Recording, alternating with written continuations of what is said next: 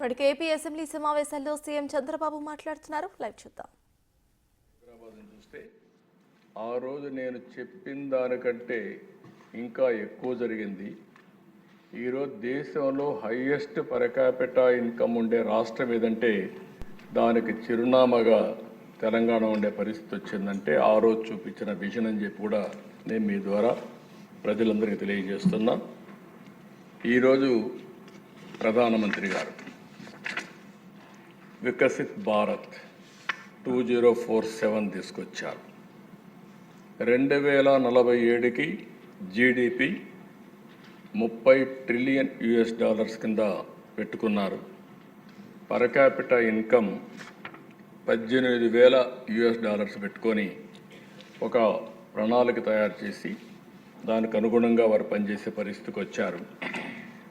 ఈరోజు మనం కూడా స్వర్ణాంధ్రప్రదేశ్ ఒక 2047 తయారు చేస్తూనే నిర్దిష్టమైన లక్ష్యాలతో ఎక్కడెక్కడ ఏ విధంగా పనిచేయాలి, ఏ ఏ రంగాల్లో ఆలోచించాలి, ఇంకొక పక్క ఇప్పుడు ఎక్కడున్నాం, దీన్ని ప్లానింగ్ ద్వారా ప్రతి సంవత్సరం ఏ విధంగా మనం మూవ్ అయిపోతున్నాం, కడానికి ఉండే గౌరవ శాసనసభ్యులకు కూడా మీకు ఎప్పుడు దొరకనేటువంటి ఒక అరుదైన అవకాశం ఇది.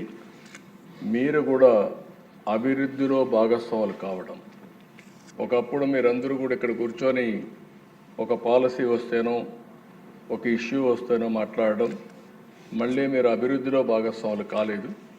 అట్లా కాకుండా మీ నియోజకవర్గంలో మిమ్మల్ని నమ్మి, అంటే మేము ముగ్గురు కూడా 3 పార్టీలు కలిసి ప్రజలకు హామీలు ఇచ్చినప్పటికీ ఎమ్మెల్యేగా మీరు అక్కడ ప్రజలకు కొన్ని నిర్దిష్టమైన హామీలు ఇచ్చారు. ఒక వాళ్ళల్లో కూడా ఒక హోప్ని క్రియేట్ చేశారు. ఆ హోప్ని లాజికల్గా తీసుకుపోవాలనుకుంటే మిమ్మల్ని కూడా బాగా సాల్వ్ చేయాలనే ఉద్దేశంతోనే మీ నియోజకవర్గ విజన్ డాక్యుమెంట్ని సఫలీకృతం చేసే బాధ్యత మీ అందరికీ అప్పచెప్తున్నాం. దానికి ప్రభుత్వం పూర్తిగా సహకరిస్తుంది. సద్వినియోగం చేసుకునే బాధ్యత మీ మీద ఉందని చెప్పి కూడా నేను మీకు తెలియజేస్తున్నా. నెక్స్ట్, నేను అధ్యక్ష ఎక్కువ పోకుండా మీకు అర్థం కావాలి, రాష్ట్రంలో ప్రజలకు అర్థం కావాలి ఏం చేయబోతున్నామో, దీన్ని ఏ విధంగా చేయాలనో మీకు కూడా ఎప్పటికప్పుడు చేయూతనివ్వడానికి సిద్ధంగా ఉన్నామని చెప్పి కూడా నేను మీకు తెలియజేస్తూ, ఈరోజు మీరు చూస్తే అధ్యక్ష అక్కడ నేను ముందే చెప్పాను, దేశంలో $18,000 పెట్టుకున్నారు. అంటే దగ్గర దగ్గర 18,000 అంటే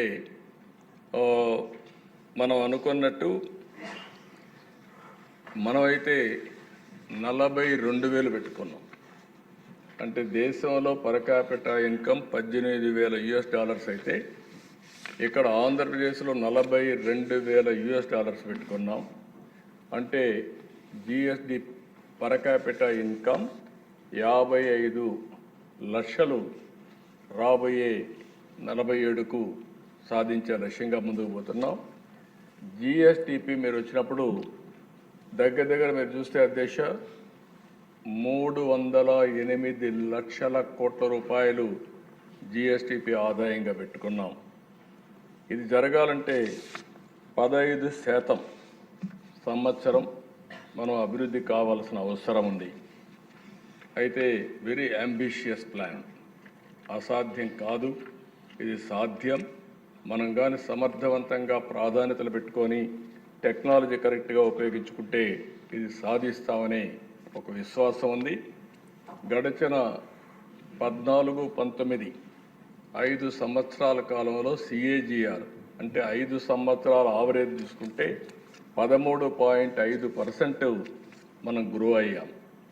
14-19 కంటే కూడా 1.5% ఓవరాల్గా గ్రో కావాల్సిన అవసరం ఉందని కూడా నేను మీకు తెలియజేస్తున్నా.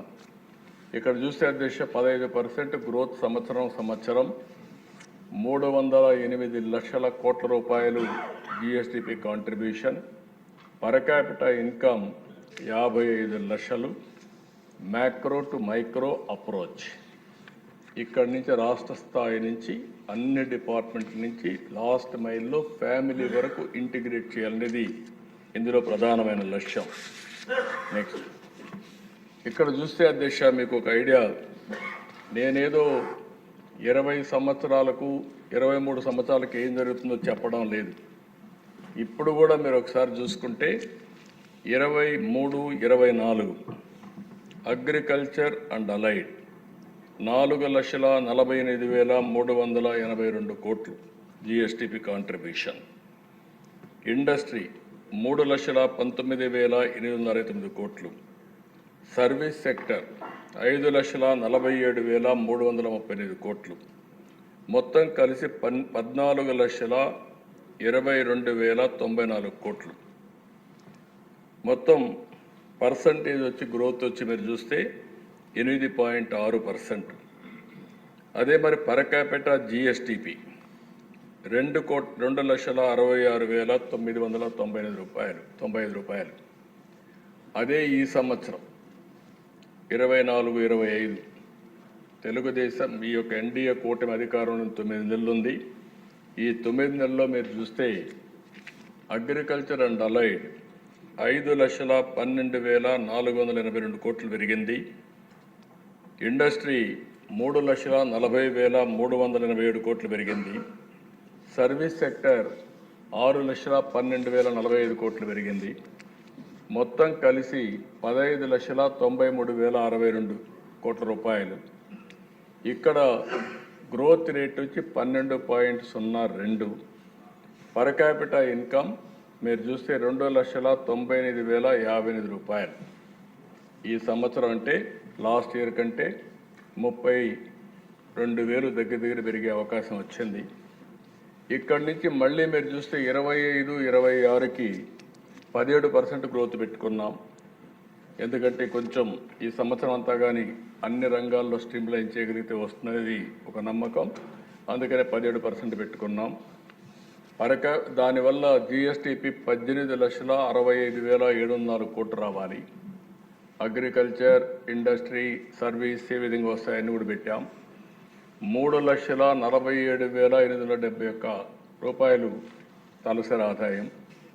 26-27కి మీరు చూస్తే 21,67,606.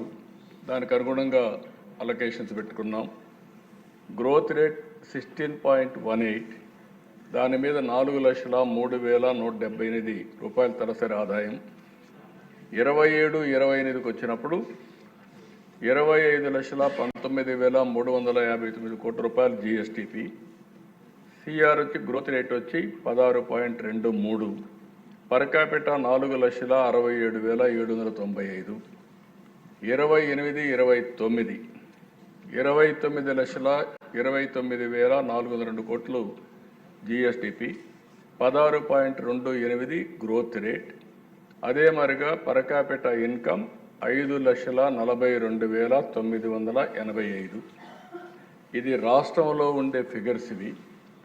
మీ నియోజకవర్గాల్లో కొన్నిట్లో ఎక్కువ ఉంది, కొన్నిట్లో తక్కువ ఉంది. దానికి కారణం హిస్టారికల్గా వచ్చిన రీజన్స్.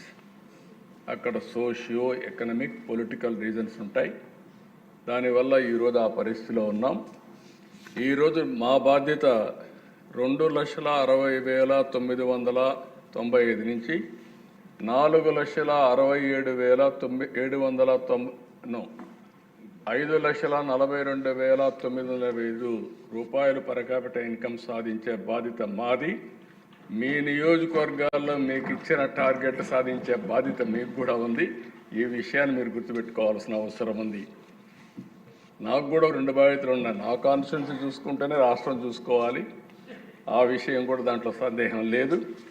ఇది మీరు అక్కడి నుంచి నెక్స్ట్కి వెళ్తే 33-34కి 29 లక్షల నుంచి 57,21,610 కోట్లు.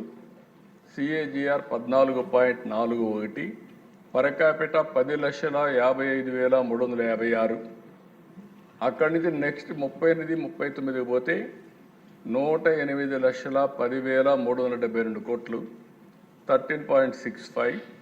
పర్ క్యాపిటా ఇన్కమ్ 19,78,903 రూపాయలు.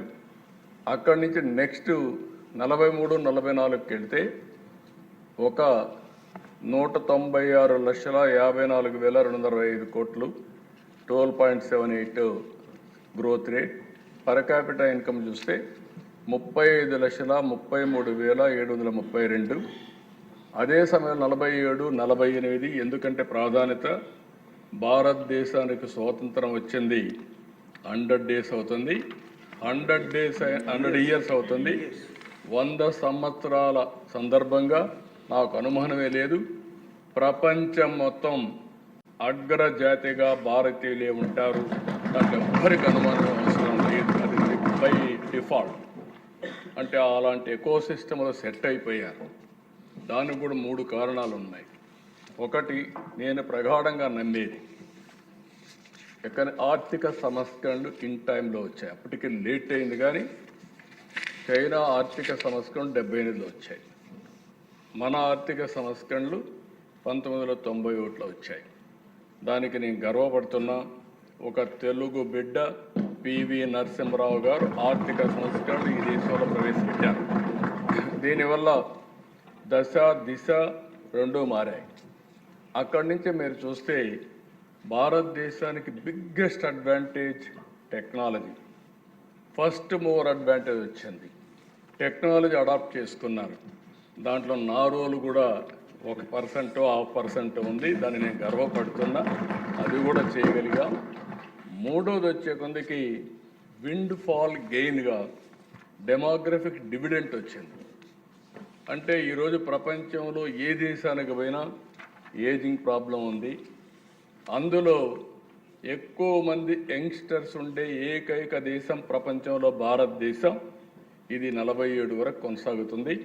అందుకే నేను చాలా స్పష్టంగా, ఎందుకంటే దానికి ఇంకొక విషయంలో కూడా మీరు చూస్తే నేను చాలాసార్లు చెప్పాను, సరైన సమయంలో దేశానికి సరైన నాయకుడు, రైట్ టైం రైట్ లీడర్, అది నరేంద్ర మోడీ గారని చెప్పి ఈ అసెంబ్లీ ఈరోజు కూడా చెప్తున్నా. ఒక రైట్ టైంలో మంచి లీడర్ వచ్చారు. ఇప్పుడు ఈ 2 కాంబినేషన్లో 2047కి భారతదేశం నెంబర్ 1 ఆర్ నెంబర్ 2గా ఉంటాం. దాంట్లో ఎవ్వరికి అనుమానం అవసరం లేదు.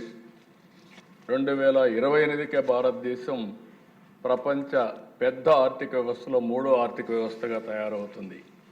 అయితే ఇక్కడ మీరు గుర్తుపెట్టుకోవాల్సింది, దేశం ప్రపంచం ఒక ఎత్తు అయితే మన రాష్ట్రం, మీ నియోజకవర్గం మనకు ముఖ్యం.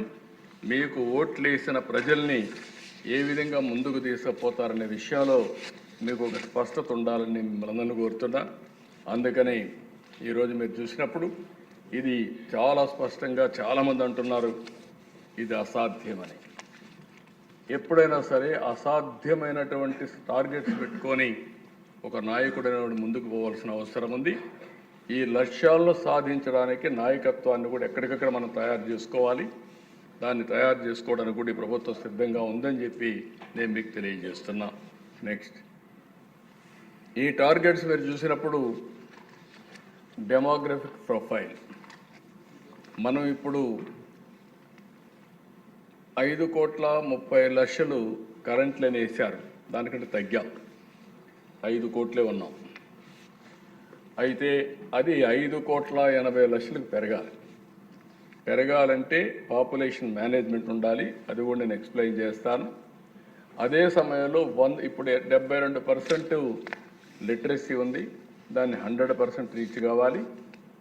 ఈరోజు మీరు చూస్తే 23, 24 14,22,000 కోట్ల రూపాయల GSDP, అది 2.4 ట్రిలియన్ 305 కోట్ల రూపాయలు. Life expectancy as on today 70.6 సంవత్సరాలు ఉంది. అది 85 సంవత్సరాలకు పెరగాలని ఒక టార్గెట్ పెట్టుకున్నాం. అదే సమయంలో female labour force participation rate చూస్తే 45.8% ఉంది. అది 80% తీసుకెళ్లాలని. జెండర్ ఈక్విటీ ఒకటి. అదే మరిగా ప్రొడక్టివిటీ పెరగాలంటే, ఓవరాల్గా డెవలప్మెంట్ కావాలంటే ఉమెన్ ఫోర్స్ని కూడా ఇన్వాల్వ్ చేయాల్సిన అవసరం ఉంది. వాళ్ళకు కూడా ఆ గుర్తింపు రావాలి, ఆ గౌరవం రావాలి. అందుకని చాలా స్పష్టంగా పెట్టుకున్నాం. ఇంకొక పక్కన ఏదైతే పర్ క్యాపిటల్ ఇన్కమ్ 55 లక్షలు, ఇంకొక పక్క అర్బన్ పాపులేషన్ తక్కువ ఉండే రాష్ట్రం మంది. ఆ అర్బన్ పాపులేషన్ 36% ఉంది.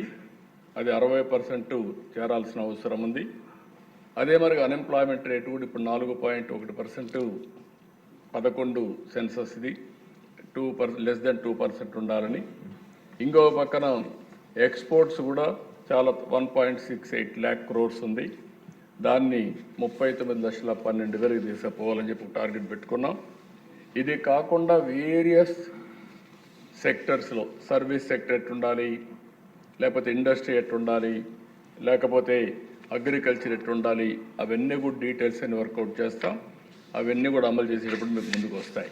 నెక్స్ట్ ఇక్కడికి వచ్చినప్పుడు ఈ యొక్క గైడింగ్ ప్రిన్సిపల్స్ మనం 2047 ఈ విజన్ సాధించాలంటే 10 సూత్రాలు పెట్టుకున్నాం. ఈ 10 సూత్రాలు మీరు ఒక్కసారి చూస్తే zero poverty, population management and human resource development, skilling employment, water security, farmer agritech, global best logistics, cost optimisation, energy fuel, అదే సమయంలో product perfection, Swachh Andhra, deep tech in all walks of life.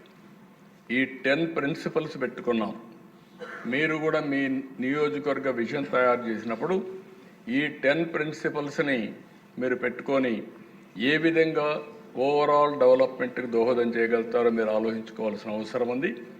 రాష్ట్రం, జిల్లా, నియోజకవర్గం, కడాన పంచాయత్, అదే మరి సచివాలయం వరకు ఈ విజన్ డాక్యుమెంట్ తీసుకెళ్తాం. నెక్స్ట్ ఇక్కడికి వచ్చినప్పుడు overall state vision blueprint తయారు చేశాం.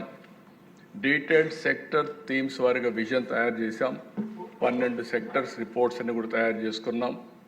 డిస్ట్రిక్ట్ విజన్ యాక్షన్ ప్లాన్ 5 yearsకి రెడీ అయింది 26 జిల్లాలకి. Vision constituency vision action plan కూడా ఒక 3 నమూనాస్ పెట్టాం. మీరు కూడా ఇన్వాల్వ్ అయితే ఇమ్మీడియట్గా ఒకసారి ఫైనలైజ్ చేసుకుంటాం. ఎక్కడికక్కడ మిమ్మల్ని ఇన్వాల్వ్ చేయాలనేది ప్రధానమైన ఉద్దేశం. Mandal municipality vision action plan కూడా తయారైంది రఫ్గా. ఇంకో పక్క సచివాలయం యాజ్ ఏ యూనిట్ పెట్టుకొని ఈ ఎగ్జిక్యూషన్ అంతా కూడా సచివాలయం ద్వారా చేస్తాం. అదే సమయంలో పంచాయతీకి కానీ వార్డుకు కానీ వాళ్ళు కూడా పెట్టుకొని ముందుకెళ్తారు. నెక్స్ట్ ఇక్కడికి చూసినప్పుడు మండలాలు, మున్సిపాలిటీస్ కంప్లీట్ చేశాం. అదే మరి ప్రైమరీ సెక్టర్ అవన్నీ తీసుకొని సెక్టర్ల వారిగా కూడా ఫైనలైజ్ చేశాం. డిస్ట్రిక్ట్ విజన్ డాక్యుమెంట్ కూడా తయారు చేసి రేపు తొందరలోనే కలెక్టర్స్ కాన్ఫరెన్స్ పెట్టి ఆ రోజు దీన్ని ఇనాగ్రేట్ చేస్తున్నాం. అక్కడి నుంచి కలెక్టర్స్ని, అధికార యంత్రాంగాన్ని సమన్వయం చేసి సమాయత్తం చేసి ఏ విధంగా ముందు పనులు తీసుకుపోవడానికి చాలా క్లియర్గా టార్గెట్స్ పెట్టుకొని ముందుకు పోతాం. ఇక్కడ మీరు చూస్తే ఒక్కొక్క జిల్లాలో ప్రైమరీ సెక్టర్ ఎక్కువ ఉంది. ఇంకో పక్క కొన్ని మేజర్ ఇన్ఫ్రాస్ట్రక్చర్, ఇండస్ట్రియల్ కారిడార్స్, ఇలాంటివి ఏమేమి అవసరమో వర్కౌట్ చేయడం. ఏది చేసినా ఆ జిల్లా ఆర్థిక పరిస్థితులు ఈరోజు ఎక్కడున్నాం, ఏ విధంగా వారికి కొన్ని జిల్లాల్లో చాలా వరకు మీరు ఒకసారి చూస్తే పర్ క్యాపిటా ఇన్కమ్ కానీ జిఎస్టిపి కానీ చాలా తక్కువ గ్రోత్ ఉండే జిల్లాలు ఉన్నాయి. ఇంకొక పక్కన మారిన ఆర్థిక పరిస్థితులకు అనుగుణంగా మీరు చూస్తే రాయలసీమలో నీళ్ళు వచ్చిన తర్వాత ఒకప్పుడు రాళ్లసీమని ఎడారిగా మారిపోతుంది అనుకున్నారు. ఈరోజు నేను గర్వంగా చెప్పగలుగుతున్నా, రాయలసీమ రతనాల సీమగా తయారవుతుందని అనుమానమే అవసరం లేని అలాంటి పరిస్థితికి వచ్చాం. హార్టికల్చర్ హబ్గా తయారవుతా ఉంది. ఇంకో పక్కన పవర్ మొత్తం జనరేట్ చేయాలంటే సోలార్ వచ్చిన తర్వాత రాయలసీమ సోలార్, విండ్, పంప్డ్ ఎనర్జీకి కేంద్ర బిందువుగా తయారయ్యే పరిస్థితి వస్తుంది. ఇవన్నీ గేమ్ చేంజర్. ఆ విజన్ మనం ఇవ్వగలిగితే, అవన్నీ అమలు చేయగలిగితే మనం ఎక్కడికో నేనే చూశాను. ఒకప్పుడు అనంతపూర్ కరువు జిల్లా, నేను సమైక్య ఆంధ్రప్రదేశ్ చూసేవాడిని. నాకు 2 జిల్లాలు ఎప్పుడూ ఒక సవాళ్ళుగా ఉండేటివి.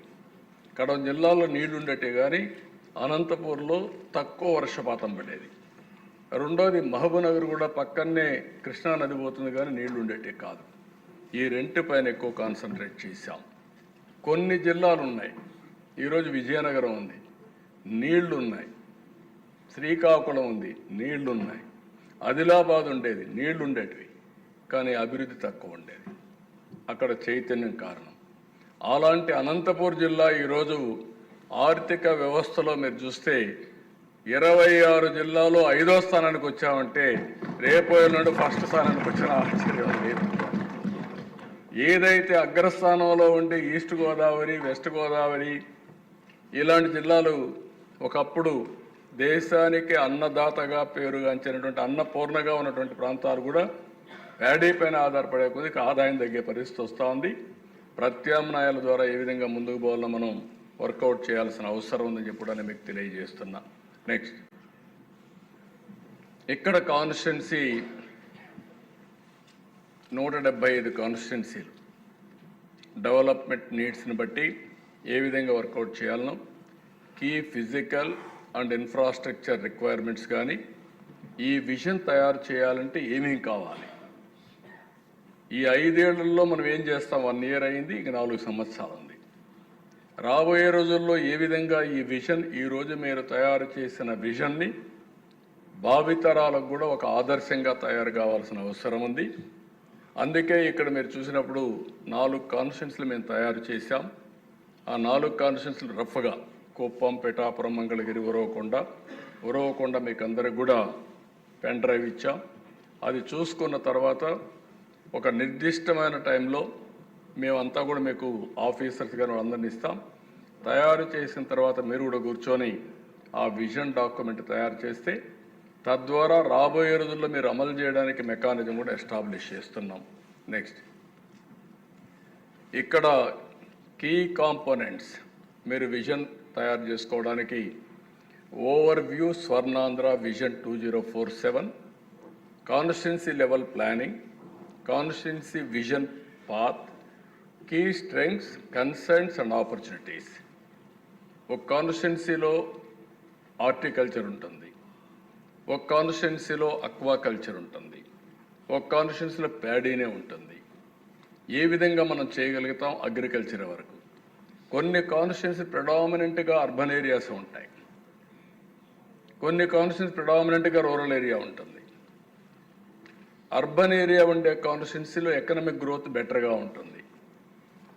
రూరల్ ఏరియాలో కొంత ఇది ఉంటుంది, ఎందుకంటే సర్వీస్ సెక్టర్ తక్కువ ఉంటుంది, లేకపోతే ఇండస్ట్రీ తక్కువ ఉంటుంది, ఇలాంటివి ఉంటాయి. అవన్నీ కూడా మీరు ప్లాన్ చేసుకోవాల్సిన అవసరం ఉంది. ఇంకో పక్క ఎకనామిక్ విజన్ ప్లాన్ 2047 కాన్స్టిట్యున్సీ తయారు చేయడం, development vision plan implementation roadmap 24-29కి తయారు చేయడం, monitoring progress through key performance indicators తయారు చేసుకోవడం. ఇవి తయారు చేయడానికి ఒక ప్రొఫెషనల్ కూడా మీకు ఇస్తాం కాన్స్టిట్యున్సీ లెవెల్లో. రెండోది, మీరు కూడా మార్కెటింగ్ కూడా చేయాలి. ప్రీవియస్ గవర్నమెంట్ మరి ఇండస్ట్రియలిస్ట్ తరిమేయడం కాదు, ఇండస్ట్రియలిస్ట్ పట్టుకొచ్చుకునే పరిస్థితి నేర్చుకోవాలి మీరు. ఇది నా ఒక్కడే బాధ్యత కాదు, పరిశ్రమలు తేవడం మీ బాధ్యత కూడా. వచ్చిన వాళ్ళని పనులు చేపిస్తే ఉంటారు, వాళ్ళని కానీ హెరాస్ చేస్తే ఆ కాన్స్టిట్యున్సీకి రారు. ఆ విషయం కూడా మీరు గుర్తుపెట్టుకోవాల్సిన అవసరం ఉంది. కాబట్టి మొత్తం సమన్వయం చేసుకోవాల్సిన అవసరం ఉంది. అగ్రికల్చర్ ఉండాలి, ఉపాధి రావాలంటే ఇండస్ట్రీ రావాలి. ఈ రెండు వస్తే సర్వీస్ సెక్టర్ పెరుగుతుంది. సర్వీస్ సెక్టర్ పెరిగితే ఆర్థిక వెసులుబాటు కానీ, వాళ్ళకి ఆదాయం పెరగడం కానీ, ఉపాధి అవకాశాలు మెండుగా వచ్చే అవకాశాలు ఉంటాయి. ఏ వ్యవస్థ అయినా సరే ఈ 3 సెక్టర్లో ట్రాన్స్ఫర్మేషన్ వస్తుంటుంది.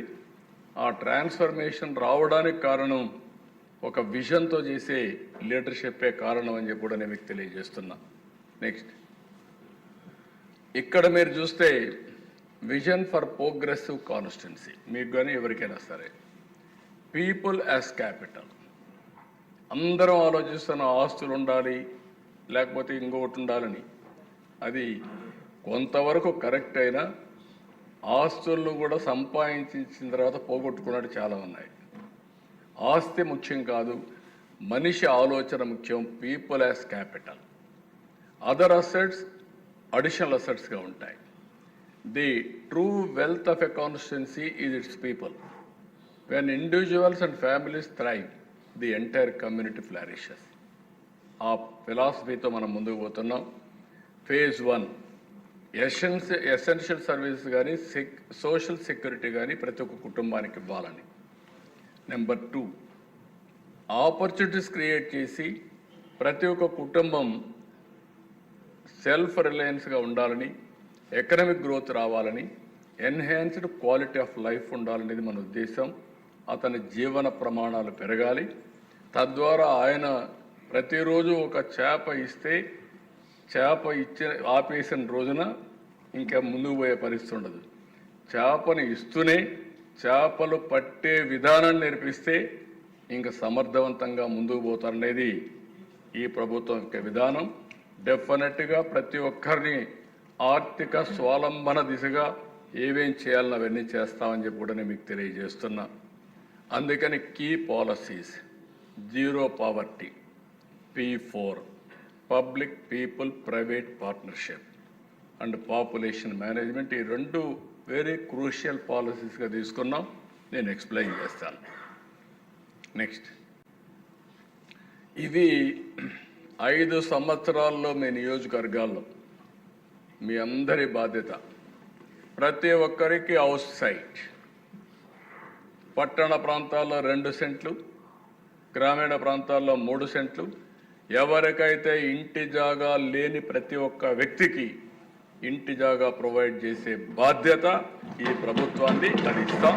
దానికి మీరందరూ కూడా ఇప్పటి నుంచి ఎన్యూమరేషన్ చేశాం, జియో ట్యాగింగ్ చేసాం, మీకు డీటెయిల్స్ అని పెడతాం. మీరు తీసుకొస్తే ల్యాండ్ అక్విజిషన్ చేయాలన్నా, ప్రభుత్వ భూమి ఉందా, ఓసారి పాత భూములు కూడా హౌసింగ్ కాలనీలు వేశారు, అది కూడా 1 సెంట్ ఇచ్చారు. ఆ సెంట్ వల్ల చాలా ఇబ్బందులు వచ్చాయి. నివాస యోగ్యం కాని పొలాలు ఇచ్చారు, దూరంగా ఎక్కడ ఇచ్చారు. వాళ్ళు అక్కడి నుంచి మళ్ళా పనులకు రావాలంటే వచ్చే పరిస్థితులు లేరు. అలాంటప్పుడు నేను ఆలోచించేది చాయిస్ వాళ్ళకే వదిలిపెడతాం. వాళ్ళు కానీ కన్సాలిడేట్ చేయమంటే అక్కడే కావాలంటే కన్సాలిడేట్ చేసి అందరికీ 2 సెంట్లు ఇచ్చే విధానానికి శ్రీకారం చుడతాం. అక్కడ వద్దని కానంటే ఎక్కడ కావాలో అక్కడ ఇంటి జాగా ఇచ్చి ఇల్లు కట్టించే బాధ్యత ఈ ప్రభుత్వం తీసుకుంటుందని చెప్పి కూడా నేను మీకు తెలియజేస్తున్నాను. ఇంటి జాగా అయిన తర్వాత ప్రతి ఒక్కరికి ఇల్లు కట్టించే బాధ్యత తీసుకుంటాం. 100% 29కి ఈ రాష్ట్రంలో ఇల్లు లేదనకుండా 100% ఇల్లు కట్టించే బాధ్యత ఈ ప్రభుత్వం తీసుకుంటుంది. మీ నియోజకవర్గాల్లో మీరు తీసుకోవాల్సిన అవసరం ఉంది. శానిటేషన్, హైజీనిక్ కండిషన్స్ కోసరం ఒకప్పుడు మహిళ ఆడబిడ్డ ఆత్మగౌరవం కింద టాయిలెట్స్ ఇచ్చాం. ఇప్పుడు కొంతమంది కొన్ని కారణాల వల్ల లేని పరిస్థితి ఉంది. ప్రతి ఒక్క ఇంటికి ఒక సంవత్సరమా 6 నెలల అవన్నీ కూడా పూర్తి చేయాలి. ప్రతి ఒక్క ఇంటికి water supply, tap water with sustainable source. ఏదో బోర్ కింద ట్యాప్కి నీళ్ళు ఇస్తే అది బోర్ ఎండిపోతే నీళ్లు రావు. అట్లా కాకుండా సస్టైనబుల్ సోర్సెస్ నుంచి వాటర్ ఇస్తాం. ఎల్పిజి గ్యాస్ కనెక్షన్, ఒకప్పుడు దీపం పెట్టాం, గ్యాస్ కనెక్షన్ ఇచ్చాం. దేశంలో మొట్టమొదటిసారిగా దీపం పెట్టి గ్యాస్ కనెక్షన్ ఇచ్చిన రాష్ట్రం సమైక్య ఆంధ్రప్రదేశ్. ఆ రోజు ఎన్డీఏ ప్రభుత్వం ఇచ్చాం. ఈరోజు మళ్ళీ దీపం 2 కింద 3 సిలిండర్లు ఉచితంగా ఇచ్చి మహిళలను ఆదుకుంటున్నాం. ఆ కార్యక్రమం కూడా జయప్రదంగా జరిగే పరిస్థితి వచ్చింది. అక్కడి నుంచి ఎలక్ట్రిసిటీ. ఇక్కడ మీరు గ్యాస్ కూడా చూస్తే కొన్ని ప్రాంతాల్లో పైప్డ్ గ్యాస్ వస్తూ ఉంది. అది వచ్చినప్పుడు దాన్ని కూడా కనెక్ట్ చేస్తాం. అవసరమైతే ఇక్కడ ఇచ్చే సబ్సిడీ వాళ్ళకే ఇస్తాం.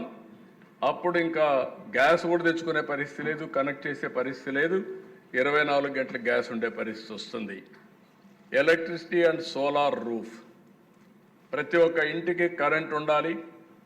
పెట్టుకోగలిగిన వాళ్ళందరూ డెమోక్రటైజేషన్ ఆఫ్ పవర్ జనరేషన్లో మీరు రూఫ్ టాప్ పెట్టుకుంటారు.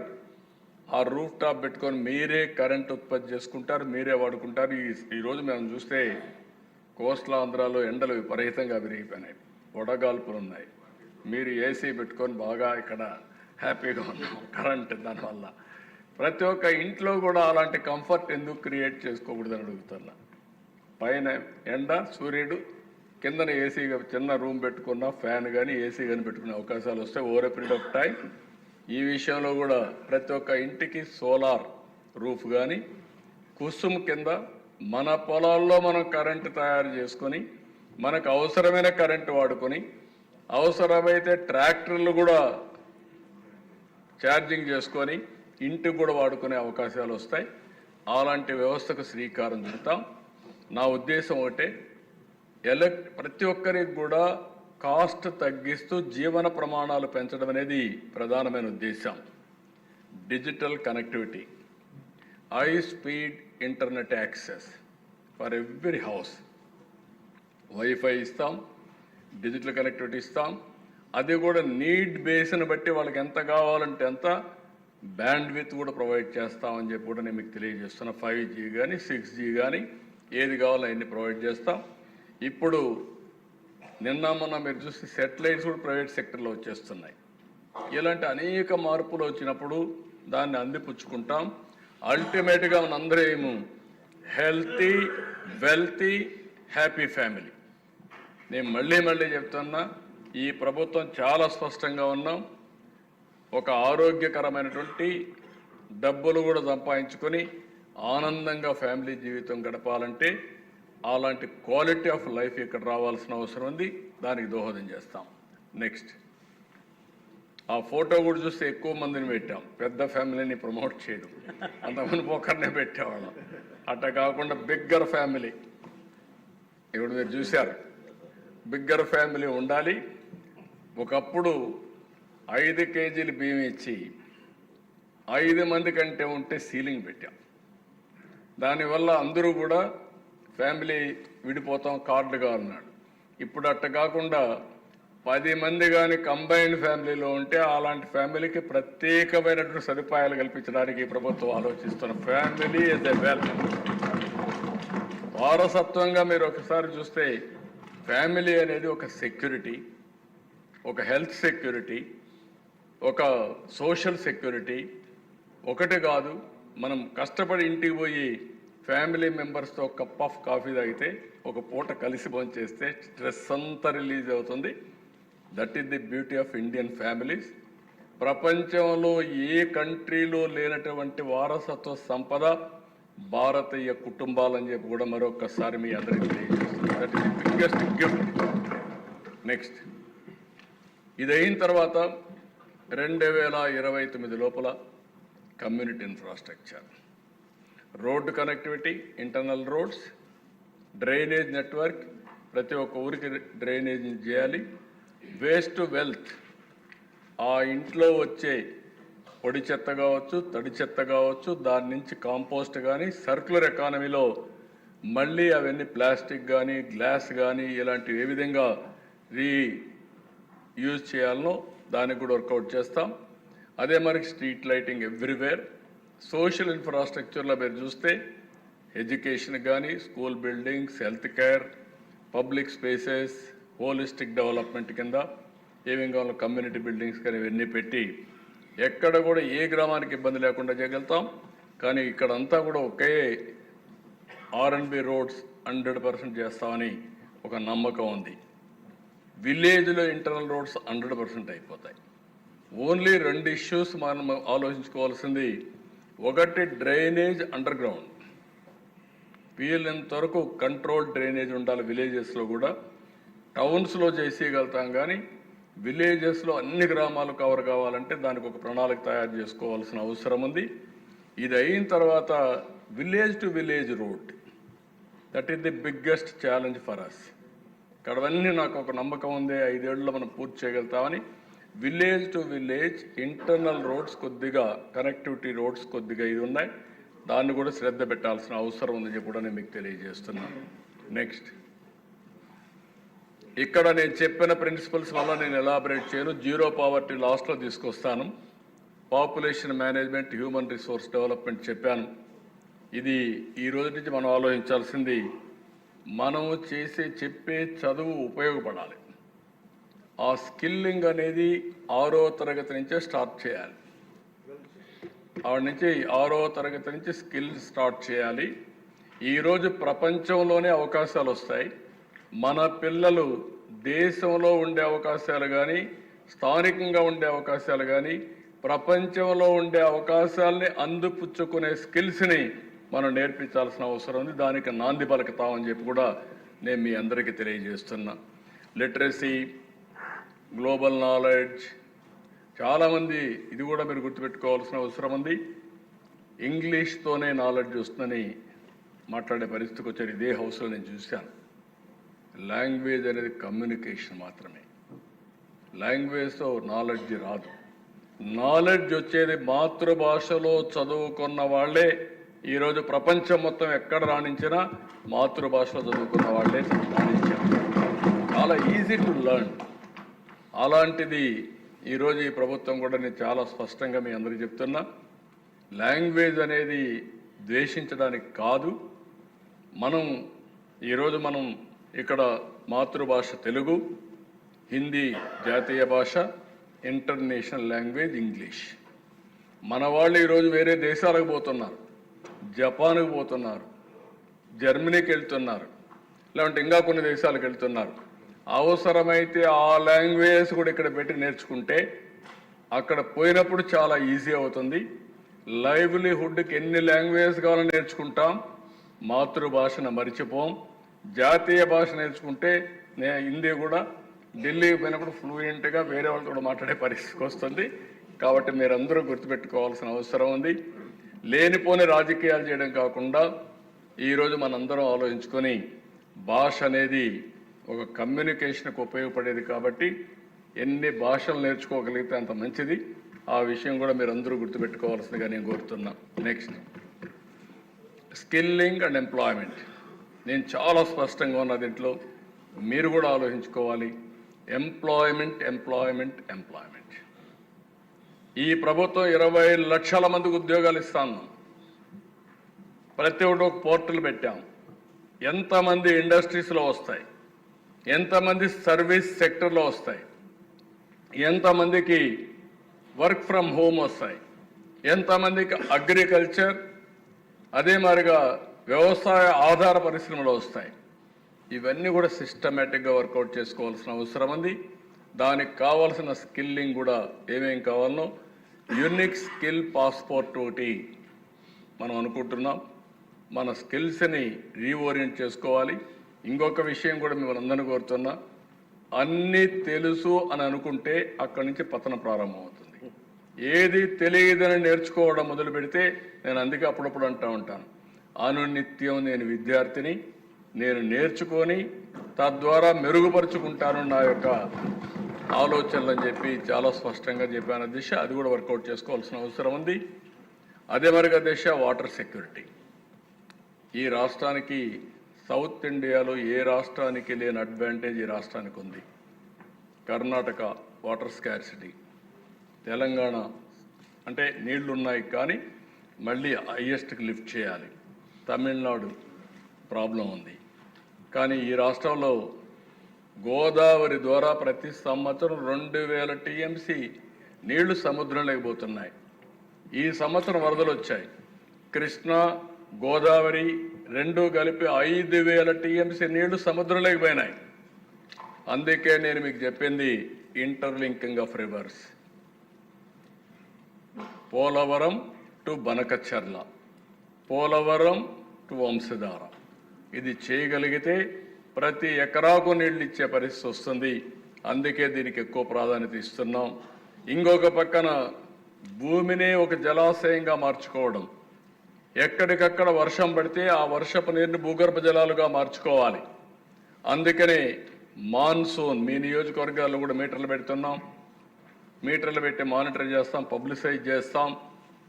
ఇది చూస్తే pre monsoon -8 metres, post monsoon అంటే వర్షాల తర్వాత +3 మీటర్స్. ఆ 3 మీటర్స్ కూడా ఎందుకంటే వాటర్ లాగింగ్ వచ్చి సెలైనిటీ వచ్చి భూములు ఇదే పరిస్థితి వస్తుంది. గోదావరి జిల్లాలో +3 ఉండాలా, రాయలసీమలో 3 ఉంటే ఇంకా సంతోషం. ఎక్కడ చూసినా -8 +3 ఉండాలని ఒక ఇది పెట్టుకున్నాం. డ్రింకింగ్ కానీ, ఇండస్ట్రీకి కానీ, అగ్రికల్చర్ కానీ అడిక్వేట్ వాటర్ ఇవ్వాలనేది మన ఉద్దేశం. ఎవ్రీ ఎకరాకు నీళ్లు ఇవ్వగలిగిన రోజున ఆంధ్రప్రదేశ్ రాష్ట్రం ఏ రాష్ట్రం కూడా బీట్ చేసే పరిస్థితి రాదు. ఒక సస్యశ్యామలం అవుతుందని చెప్పి కూడా నేను మీకు తెలియజేస్తున్నా. Next, farmer agritech. Everywhere nowadays చూస్తున్నారు, డ్రోన్స్ వచ్చేసాయి, ఆర్టిఫిషియల్ ఇంటెలిజెన్స్ వచ్చేసింది, అదే సమయంలో ఆటోమేషన్ వచ్చాయి. ఎక్కడ చూసినా ఒకటే మీరు గుర్తుపెట్టుకోవాల్సిన అవసరం ఉంది, మనుషులు దొరకలేదు కాబట్టి వ్యవసాయం చేయలేదని రోజులు వస్తున్నాయి. అట్లా కాకుండా సబ్స్టిట్యూట్ ఉంది, టెక్నాలజీ ఉపయోగించుకుంటాం.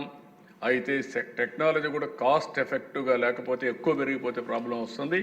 దానికోసం జాగ్రత్తగా మనం చేయాల్సిన అవసరం ఉంది. ఇంకా టెక్నాలజీ కూడా మెచ్యూరిటీ రావాలి. ఇవన్నీ వర్కౌట్ చేసి ఎవ్రీవేర్ అగ్రి బిజినెస్ కానీ, అగ్రో ప్రాసెసింగ్ కానీ, ఫుడ్ ప్రాసెసింగ్ కానీ ఎక్కువ శ్రద్ధ పెడతాం. అధ్యక్ష, ఇది ఒక విషయం కూడా గుర్తుపెట్టుకోవాల్సింది, గ్లోబల్ బెస్ట్ లాజిస్టిక్స్. వేరే దేశాల్లో లాజిస్టిక్స్ కాస్ట్ 14%, 8% ఉంది. మన దేశంలో 14% ఉంది. సరి అయిన రోడ్లు లేవు, పోర్ట్లు లేవు, ఎయిర్ కార్గో కానీ ఇవన్నీ సమస్యలు ఉన్నాయి. అందుకే మీరు చూస్తే రోడ్స్ని, పోర్ట్స్ని, ఎయిర్పోర్ట్స్ని, ఇన్లాండ్ వాటర్వేస్ని ఇవన్నీ తీసుకొచ్చి one of the best logistics హబ్గా ఆంధ్రప్రదేశ్ తయారు చేయడానికి ముందుకు పోతున్నాం అని చెప్పి కూడా నేను మీకు తెలియజేస్తున్నా. నెక్స్ట్,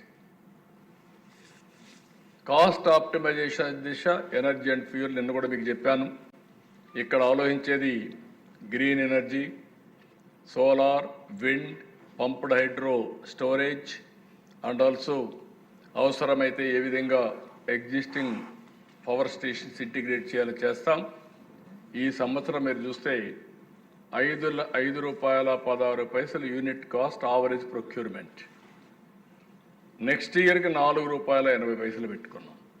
నేను మొన్న కూడా మీకు చెప్పాను, ఇది సాధ్యం అవుతుందంటే సోలార్ పెంచాలి, విండ్ పెంచాలి, అదే మరిగా బ్యాటరీ కూడా తీసుకురావాలి, ఇంకో పక్క పంపుడు స్టోరేజ్ పెట్టుకోవాలి. ఇవన్నీ ఇంటిగ్రేట్ చేయాల్సిన అవసరం ఉంది. ఎలక్ట్రికల్ వెహికల్స్ కూడా ముందుకు పోతున్నాం. ఇవన్నీ చేయగలిగితే చాలా వరకు కాస్ట్ ఎఫెక్టివ్నెస్ వస్తుంది. ఇది కూడా చేస్తే నెట్ జీరో ఎమిషన్స్ బై 2047 మన ప్రధానమంత్రి గారు ఏదైతే హామీ ఇచ్చారో దానికి కూడా పనిచేస్తా అని చెప్పి నేను మీకు తెలియజేస్తున్నా. అదే మరిగా దేశ ప్రోడక్ట్ పర్ఫెక్షన్, మన బ్రాండెడ్ ఐటమ్స్ కరెక్ట్గా ఉండడం లేదు.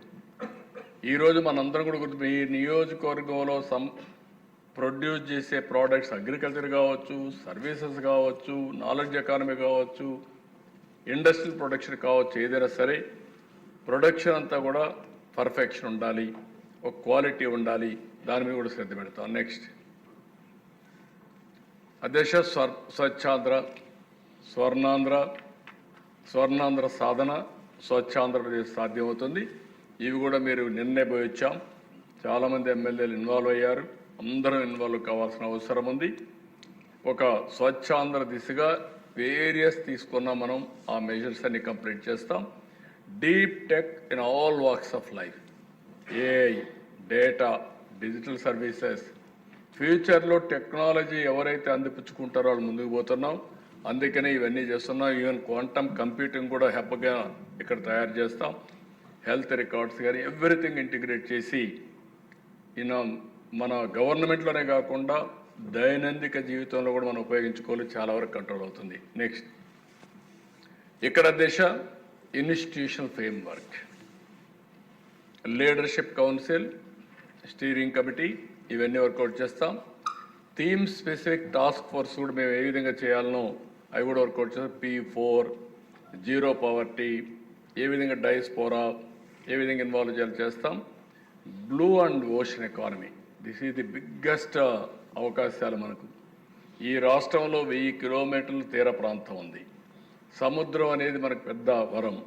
సముద్రంలో ఉండేటి మనం ఏది ఉపయోగించుకోలేకపోతున్నాం. అది కానీ మనం కరెక్ట్గా ఓషన్ ఎకానమీని కానీ ఉపయోగించుకోగలిగితే బిగ్గెస్ట్ అడ్వాంటేజ్ అవుతుంది. ఇంకొక పక్క knowledge and innovation is a continuous process. Population management అనేది గేమ్ చేంజర్ అవుతుంది. అది విలేజ్ నుంచి, ఫ్యామిలీ నుంచి ప్లాన్ చేసుకోవాల్సిన అవసరం ఉంది. దీనికి అవసరమైన అడ్వైజరీ కమిటీస్ అన్నీ కూడా ఇండస్ట్రీ, అకాడమియా, ఎవరైతే అకాడమిషియన్స్ అందరినీ కూడా ఇన్వాల్వ్ చేస్తాం. అదే మరి విజన్ మేనేజ్మెంట్ యూనిట్ ప్లానింగ్ డిపార్ట్మెంట్లో పెట్టుకొని global, national best practices agencies వాళ్ళు కూడా ఇన్వాల్వ్ చేస్తాం.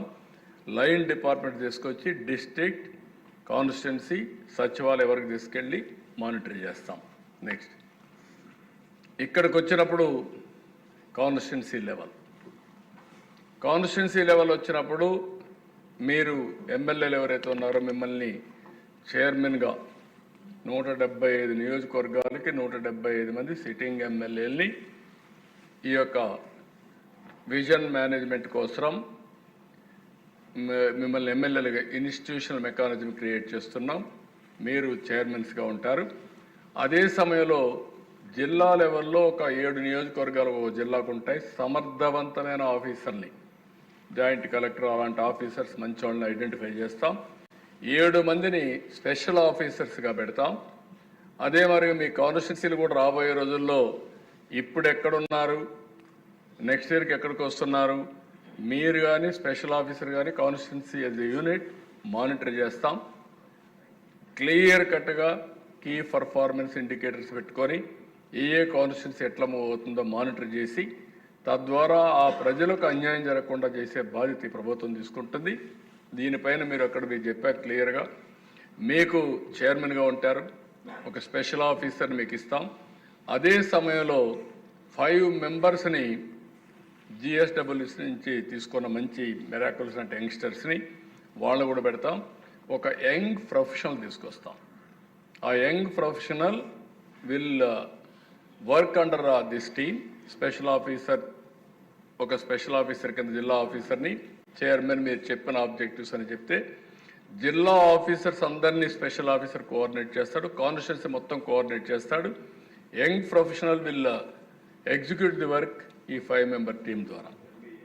ఎంబీఏ మంచి దొరికితే మంచి వాళ్ళు తీసుకొస్తాం. ఒకవేళ సరిగా లేకపోతే ఏం చేయాలో ఎప్పటికప్పుడు ఎక్సర్సైజ్ చేస్తాం. మీరు వాళ్ళు ట్రైన్ చేసుకోవడం కూడా మీ బాధ్యత. ఒకవేళ అవసరమైతే ఇంకా మంచి వాళ్ళు దొరికితే మళ్ళీ మీ సొంత పనులు చేయడానికి కాదు, నియోజకవర్గ పనులు చేయడానికి సమర్థుడిని మీరు పెట్టుకోండి. అతను పెట్టుకుంటే ఏ విధంగా సమర్థించాలో సమయం చేస్తా అని చెప్పి కూడా మీకు తెలియజేస్తున్నాను. నెక్స్ట్ ఇక్కడికి వచ్చినప్పుడు క్లియర్గా 3